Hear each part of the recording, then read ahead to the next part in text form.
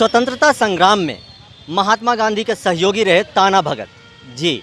ताना भगत एक ऐसे समुदाय जिन्होंने महात्मा गांधी के असहयोग आंदोलन में शामिल हुए थे और स्वतंत्रता संग्राम में उन्होंने अपनी महत्वपूर्ण भूमिका निभाई थी। आप देख सकते हैं कि ये लोग पूरे तरीके से गांधीवादी विचारधारा के लोग हैं और ये गांधी जी को ही अपना आदर्श मानते हैं। इनके गुरु जो जतरा भगत, उनके आह्वान पर इन लोगों ने यहाँ पर आंदोलन छेड़ा था और अंग्रेज़ के साथ लड़ाई लड़ी थी, जिसमें इन लोगों की ज़मीन उस वक्त नीलाम हो गई थी। उसके बाद जब आज़ादी मिली तो उसके बाद सरकार के द्वारा ये आश्वासन दिया गया था कि जो ताना भक्तों की ज़मीन नीलाम हुई है उनकी ये ज़मीन वापस की जाएगी। लेकिन उस आज़ादी के बाद से लगातार इनके पूर्वज ये मांग करते रहे कि इनकी ज़मीन को वापस किया जाए, लेकिन तब से लेकर के अब तक की सरकार ने इन लोगों की किसी तरह की कोई सूद नहीं ली है।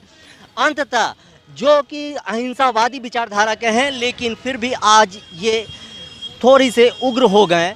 इन्होंने कहा कि बहुत बर्दाश्त हो चुका है, इतने सालों से बरसों से हम लोग अपनी मांग करते आ रहे हैं कि हमारी जो ज़मीन नीलाम हुई थी वो ज़मीन हमें वापस दिया जाए, इनकी लगान को माफ़ किया जाए। लेकिन ऐसे तमाम इनकी मांगों पर कोई भी सरकार सुनवाई नहीं कर रही है। हम देख सकते हैं कि ये आज भी हाथों में तिरंगा झंडा लिए हुए हैं, सर पे जो है गांधी टोपी, सादा सादा कपड़ा, इनकी ये पहचान है। ये पूरे तरीके से अहिंसावादी और गांधीवादी विचारधारा के लोग हैं। इनसे ही जानते हैं क्या कैसे मांग लेकर के, किन मांगों को लेकर के आए हैं। आप अभी जो बता रहे थे, आप आराम से बताइए क्या है। हम लोगों को जो 1947 के पहले जो ज़मीन नीलाम हो गया है वो ज़मीन आज तक वापस नहीं दे रही है सरकार, इसीलिए हम लोग आंदोलन कर रहे हैं। इनसे ही जानते हैं क्या मांग तो हम लोग को देखिए 10-11 में खाना पूरी हुआ, 12-13 में आज़ादी का लड़ाई शुरू हुआ, ताना भगत का लगान नहीं देने से साम्राज्य हुआ।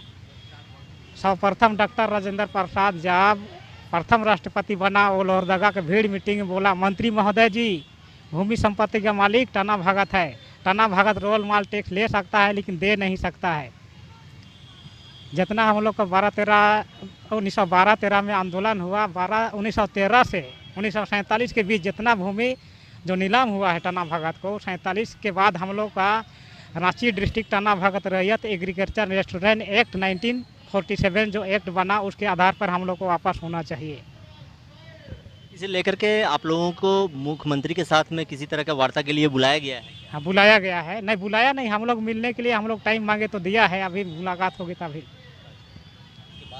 फिर आगे मतलब आप लोगों की मतलब अगर मांग नहीं मानी जाती है, किसी तरह का सरकार अगर तैयार नहीं होती है आपकी ज़मीन वापस करने पे, तो आप लोग फिर इसके बाद आगे क्या कीजिए? आंदोलन हम लोग करेंगे, रेल होगा या जेल होगा, हम लोग को तो करना ही पड़ेगा।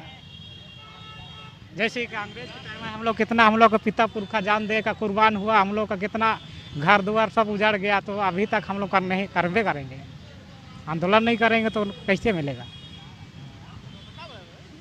ताना भक्तों का साफ कहना है कि जब तक इनकी मांग पूरी नहीं हो जाती है तब तक ये लोग का आंदोलन जारी रहेगा। जब इनके पुरखों ने अंग्रेज़ के साथ में लड़ाई लड़ी है तो फिर ये अभी मौजूदा सरकार की क्या हस्ती है। बने रहिए हमारे साथ, देखते रहिए आज़ाद सिपाही। सुनील सिंह के साथ सहयोगी प्रदीप। धन्यवाद।